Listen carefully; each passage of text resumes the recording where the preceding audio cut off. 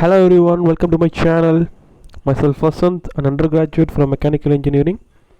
In this video, we are going to look into a method to add force vectors. So we have already discussed a way to represent a position by this distance d and angle theta. So similarly, we have also discussed how to add two position vectors to represent p2 with respect to O directly by the resultant vector.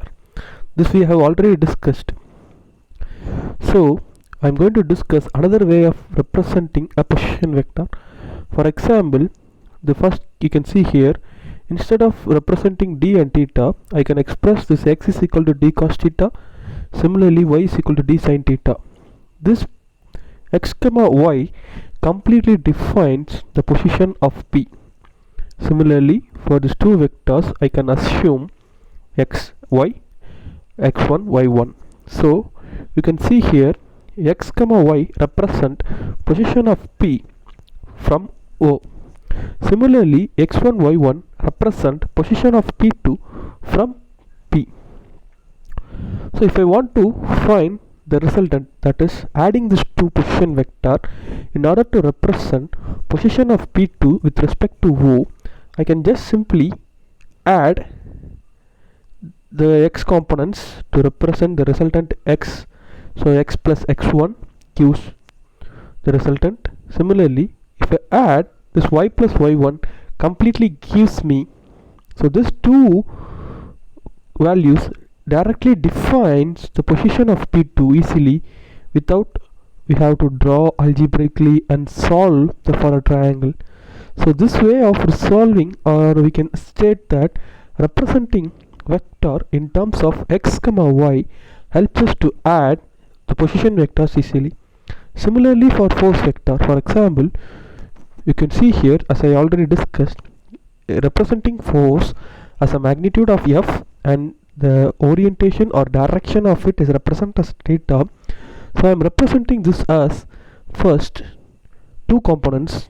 So completing this triangle by triangular law, you can see here I have attached the first vectors to the head of the first vector. I have attached the tail of second vector.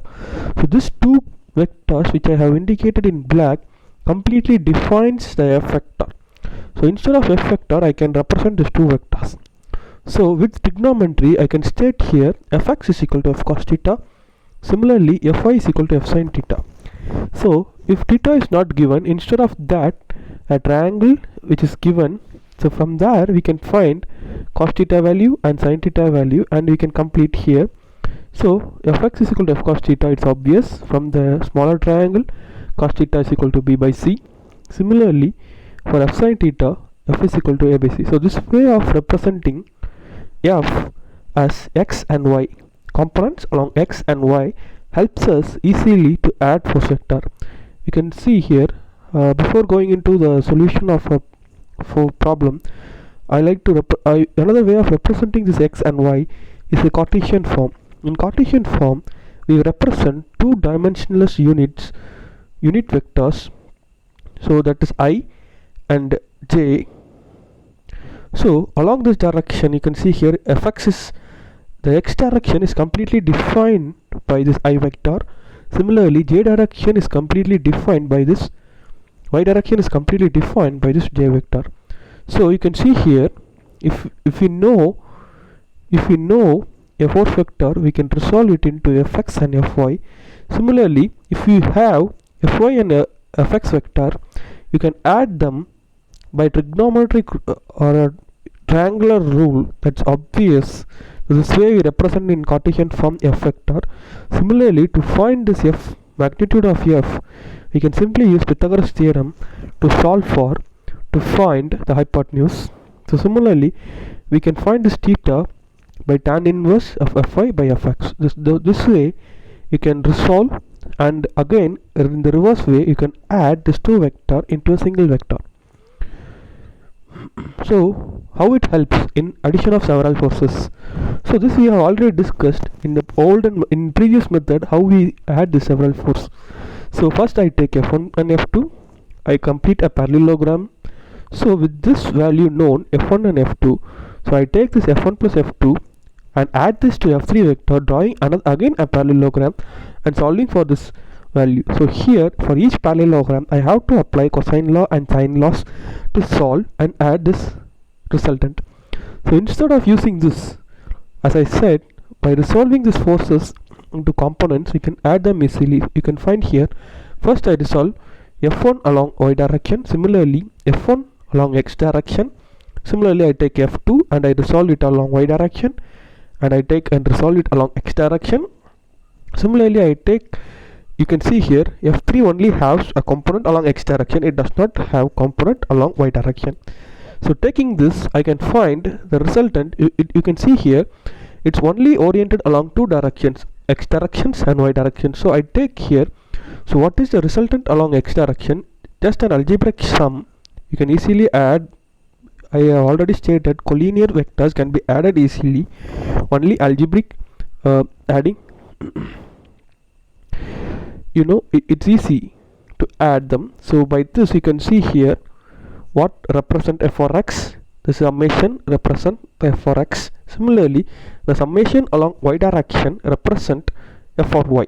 So with this, if I need to find the resultant force, it's easy. So completing this triangle, you can see here, if I complete this by a triangular law, or you can see representing this f4 in this form.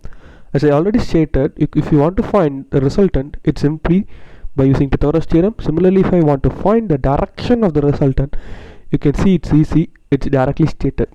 Instead of using the previous method of parallelogram method, this method has a far-reaching advantage of adding n number of force factors on a single step, on a few steps compared to the previous method. So you can see here, I'm resolving the forces along perpendicular direction because it's easy for us to complete. You can see here, this is triangle. So in this triangle, if I want to find the hypotenuse, it's easy. Simply apply Pythagoras theorem, I get the answers. Instead of resolving along an arbitrary or different directions, you can see here these two cases. If I resolve along these two directions, I need to solve for this values of sine laws, and also if I need to go up with cosine law. So such is complex. So only I am resolving along perpendicular direction for the ease of addition, which is our concern here. You can see here, in this case our concern is to find the fu that has to be supported by this and fe that has to be supported by this. So if this is the case that demands, you can find along the desired direction, components along the desired direction. But the case we see here, we resolve along two perpendicular direction, because when I resolve, so it's easy for me to add and solve for the resultant magnitudes and resultant direction. So this way, resolving forces along two perpendicular direction rectangular components of force helps us to add the force with a great degree of ease. So thank you for watching, and make sure you do subscribe for my channel to see the updates. Thank you.